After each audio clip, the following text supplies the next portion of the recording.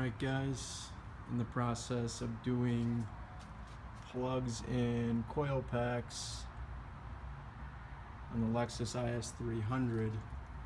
I've got the whole throttle body, the little Y that comes off the throttle body and connects to the intake manifold. That's all off. Now I'm just kind of freeing up the wiring harness. You see there's a couple anchor points. Those just come off with a 10mm, and then there's another, you see this guy right here where my right index finger on is another little anchor point for the wiring harness. That's just going to give me a little more space to pull up, because I am going to do intake manifold gaskets, or intake cover gaskets and exhaust cover gaskets, and take these two slabs off there and there. And I figure I'd do that as long as I'm in here. So it looks like everything's 10mm on getting the coil packs off. The coil packs are anchored there, there, and there.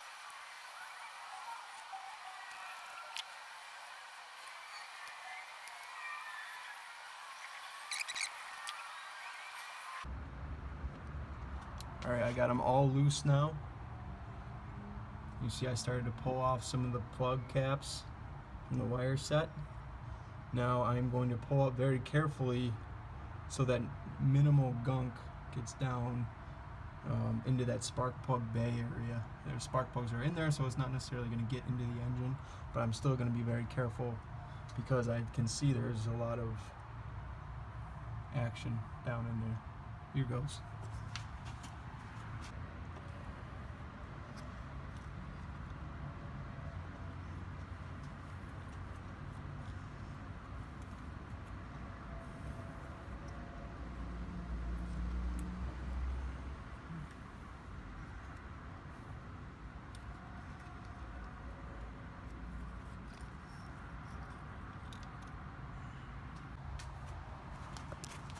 Alright, you see what we had here, which could be directly related to the misfire, is there's oil on the first coil pack. See, I've got my little one in there. You guys probably can't see it. This is my second one. This is my third. So why does that happen? So it doesn't look like it's coming out of my gasket, although they say these 2JZZs, the gasket that surrounds here where my right index finger is and here where my index finger is, those gaskets, which I am going to replace, can leak oil. Now I don't think that's what happened in this situation. I think I got an oil change when I got it, just because I didn't have, the tools or resources. And what happens is, and this is a big problem with these engines, this is a valley. And if you spill when you're pouring in oil right here, if you spill anything, where's it going? Right on top of your spark plugs. And that's why that first one is so dirty. You see that first one? I mean, look at the oil coming off of this. That's right the basin where your spark plug is. And you can see they get progressively drier. I mean, this one is much better than that one, but there's still oil there. And you can see 3 is, there's some residue there, but 3 is clean of oil. So definitely something, if you have one of these engines, either, and you don't have the resources to change your own oil like I did at that time, you got to make it very clear that engine oil cannot spill past this cap. Alright, so we got the coils out and we started cleaning down in here, just using paper towel and some of this parts degreaser, and it's good for like brakes, carburetors, and whatnot. And there's a lot of stuff in there. You see, this is what I gathered, all those sooty paper towels. And I don't want to take these spark plugs out yet because I fear there's like a lot of carbon that's falling into that those bays. So what I'm going to do is I'm going to get a vacuum cleaner so that when I do pull them out, I'll have suction in combination with this. All right, so we had a little bit of a snafu in getting the exhaust valve cover gasket off.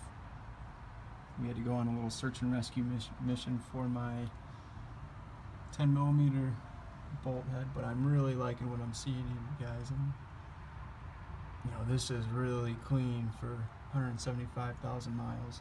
I am going to run into my apartment, clean this guy up, get the new gasket on here, and then we'll do the other side. If not today, then tomorrow. Alright, so here are the valve cover gaskets all cleaned up. I used the gum out degreaser, just a general like kind of brake cleaner, general engine degreaser, and I got them really cleaned up. And after that, I even scrubbed them out with just the Green Monster Scotch-Brite pad, and even some hot water, and let them sit because they do have these ventilation valves. There's 2 ventilation valves here where water was definitely trapped underneath, and I was even shaking water out of them. So I decided to let them sit overnight, make sure they're really dried out. Here are my old gaskets. They didn't look particularly bad, but they did show some signs of wearing out. And here are my new gaskets. For whatever reason, they give you 3 of them, and I'm going to go ahead and seat them right now.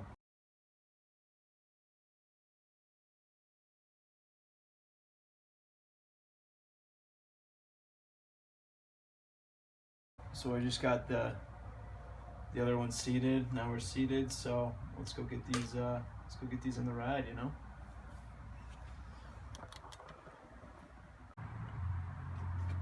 All right, so now what I'm gonna do is go along this whole edge here with a non-fiber producing cloth, like a t-shirt, old t-shirt, and just wipe off any residue that's right there.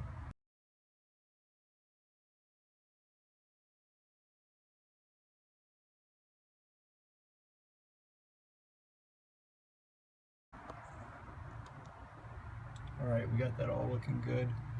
You see in these crevices here and here, here, and here, I'm gonna put some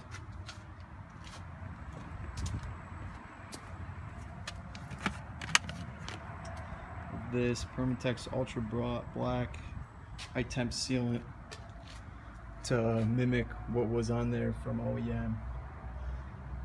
And then after that, we're gonna get the cover back on. All right, so we have the intake side cover on. Now I am going to put the screws in, and to do that, I will use a star pattern. Starting here, boom, boom, boom, boom, boom, boom, boom, boom.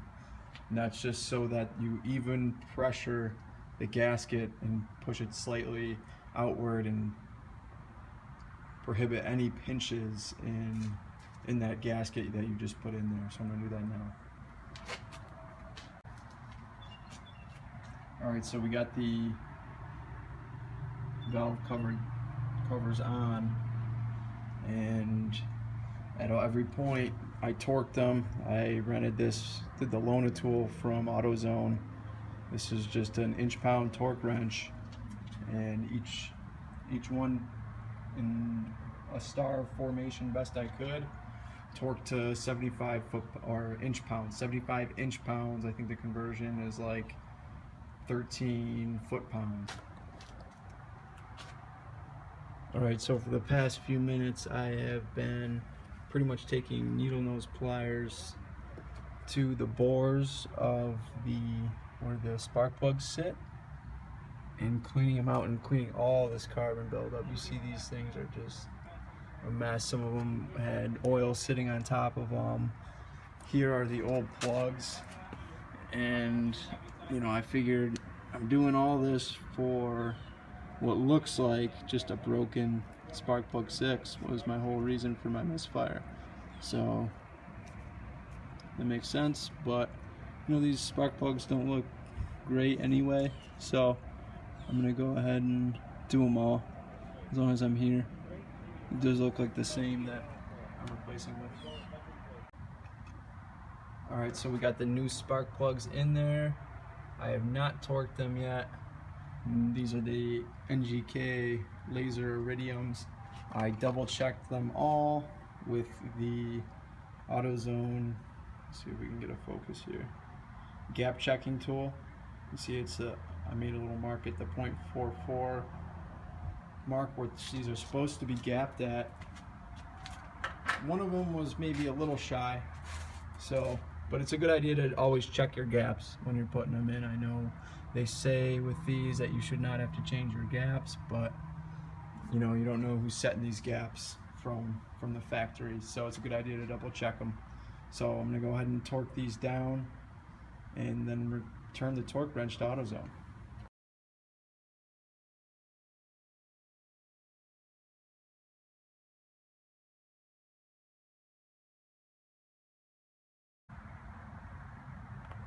Alright, just getting this Y pipe back on. So with this one there is, I'm going to grab my light here. So you're going to have to connect that little under vacuum hose and that vacuum hose. So this one I connected first. That guy did second, not the injector wire. The best way to do that one is actually to reach around this pipe right here and kind of use your fingers, because you can't get through this slot here and you don't have enough tubing to really put it on before it's on this plenum here.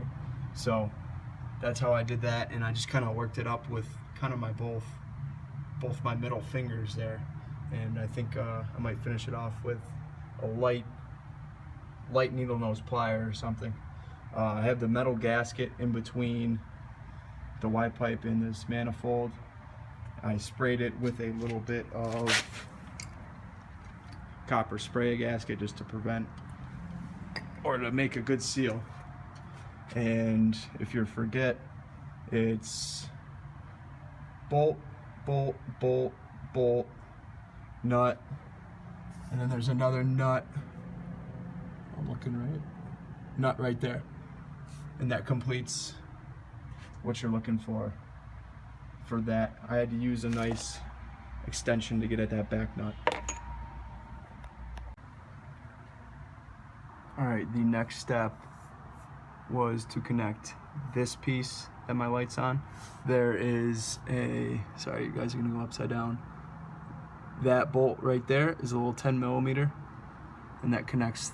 That blue is gonna come to this gray, and then whatever tubing you have there is going to go to that guy right there that my light's on. Okay? Alright, so this is the next piece that connects to that Y pipe, and I want to hit it with the copper spray-a-gasket because it was on there clearly before, and to prevent it getting actually into that tubular area, and I just want to keep it on the outsides with this copper stuff. This is how I'm going to spray it. I just used a thick piece of paper and I'm just going to spray all around it, and then regardless, probably a little bit of overspray is going to make it into that center, and I'm just going to wipe it out with a t-shirt or rag, and then bolt it on, and then we can get the throttle body on. Alright, so I got this gasket on. 1, 2, 3 bolts. I want to get that throttle body on before the copper spray dries. Alright, so the order I went here, so here's my gasket. I put the throttle body on, and then I immediately did this bolt right here to give it some connection to the that thick rubber gasket. And then I came right down here and I connected this plate to take the weight, because this throttle body, you see like my hand here, there's not a whole lot supporting it. It's this plate is supporting it, and then its connection to this gasket. So I wanted to get the pressure off the rubber gasket immediately. And then you have a bolt nut here to connect. 2 nuts on that support plate. And there's the second one. And then you have your 2 through bolts right here. And then other than that, we're gonna be kind of like the color the copper gave that throttle body. It's kind of cool. But finish putting this together, and hopefully, cross our fingers, get this thing started today. Alright, first start up here since doing valve cover gaskets, spark plugs, coil packs, that's 3 coil packs, spark plug wires, recovering the gaskets with copper gasket covers, and another big one, doing all 6 fuel injectors. The result appears to have been a success. I'm really pumped on it. I'm gonna go take it for a sprint here and see how she does, but it's tolerated revs very well. And yeah, just really stoked on this. Thanks, guys.